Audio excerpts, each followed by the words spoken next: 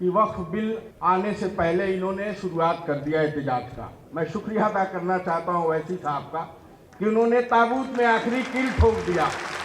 कुछ लोग ये कहते हैं हम योगी से डरते हैं। अरे योगी मोदी हम किसी से नहीं डरने वाले हैं। उलमाओं की दुआएं काफी हैं, तुम्हारे बुलडोजर के रुख को मोड़ देंगी। ऐ मोदी, ऐ अमित शाह, इनसे मत उलझो। हमसे उलझे तो मसनद उलट जाएगी। आप रहिए जरा अपनी औकात में।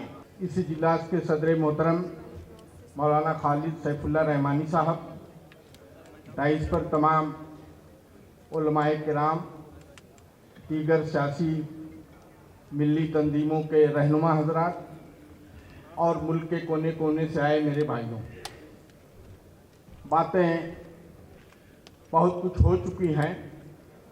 मैं सबसे पहले तो मुस्लिम पर्सनल लॉ बोर्ड का, ख़ास तौर से मौलाना खालिद सैफुल्लाह साहब का शुक्रिया अदा करना चाहता हूं कि वक्फ बिल आने से पहले इन्होंने शुरुआत कर दिया एहतजाज का और जंतर मंतर पे रमज़ानुल मुबारक के महीने में इतना कामयाब प्रोग्राम हुआ और उसको रोकने की कोशिश की गई, जगह जगह मुंतशिर करने की कोशिश की गई, लेकिन अल्लाह का शुक्र है कि बहुत शांतिमय तरीके से वो प्रोग्राम हुआ।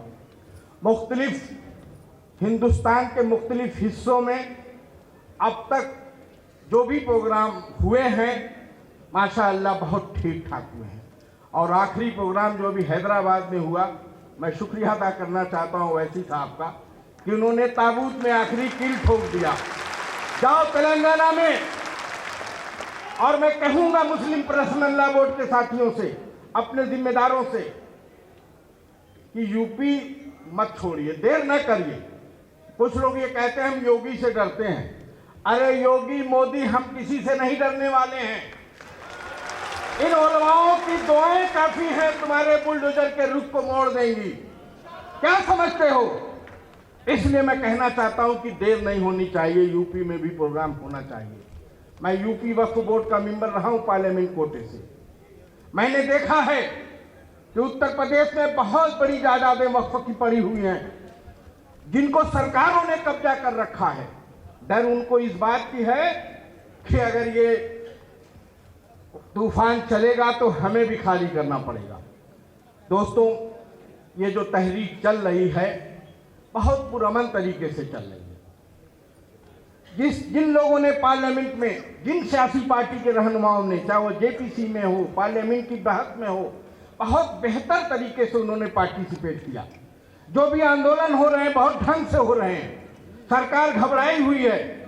मैं बार बार कहता हूं कि मत उलझो इन सीधे साधे मुसलमानों से, इसलिए कि पंजगाने वजू पांचों टाइम वजू बना के सही सलामत नमाज पढ़ते हैं, इस मुल्क की शामिलियत के लिए दुआ करते हैं। इनसे मत उलझो। ऐ मोदी, ऐ अमित शाह, इनसे मत उलझो। हम सबसे बड़ी अक़लियत हैं, छोटी छोटी अक़लियतें भी हैं, उनके ऊपर भी नंबर आने वाला है। हमको आजमाया गया है, इसलिए हम कहते हैं कि हमसे मत उलझो। हमसे उलझे तो मसनद उलट जाएगी। हमसे उलझे तो मसनद उलट जाएगी। आप रहिए जरा अपनी औकात में, मैं कहना चाहता हूं। इसलिए मैं बात लंबी नहीं करूंगा। तमाम यहाँ दीगर उलमाए किराम बड़े लोग हैं। मैं यही कहना चाहता हूं कि मैं यूपी से बिलोंग करता हूं, बहुजन समाज पार्टी से बिलोंग करता हूं, 6 साल मेंबर ऑफ पार्लियामेंट राज्यसभा रहा हूं। मैंने मुख्तलिफ मौजू पे अपने वहाँ मौक़िफ़ रखे हैं।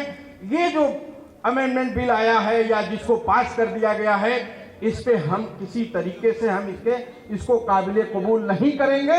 अंतिम दिन तक हम लड़ेंगे और इंशाअल्लाह इन उलमाओं के कारगुजारी, उनके पीछे हम खड़े मिलेंगे। इसलिए हम चाहेंगे कि यूपी की भी कोई डेट तय की जाए, यूपी को छोड़ा ना जाए, देर ना हो। जो ये लोग गलतफहमी में हैं कि हम डर रहे हैं, कतई हम डर नहीं रहे हैं। हम डरने वाले लोग नहीं हैं। हम लोग जो जमहूरियत में हक हुकूक हमें मिला है उसी के तर्ज अमल पे अपना प्रोटेस्ट इंशाअल्लाह इस बिल के वापस होने तक जारी रखेंगे। यही बात कहते हुए अपनी बात खत्म करता हूँ। शुक्रिया। मिल्लत टाइम्स को जारी रखने और मजबूत बनाने के लिए हमारी आर्थिक सहायता कीजिए। ये एक आजाद मीडिया हाउस और कमजोरों की आवाज है। आप हमें देखें, सुने, पढ़ें और हर महीने ज्यादा नहीं, सिर्फ 100 रुपए से मदद करें। डिटेल्स डिस्क्रिप्शन में मौजूद हैं।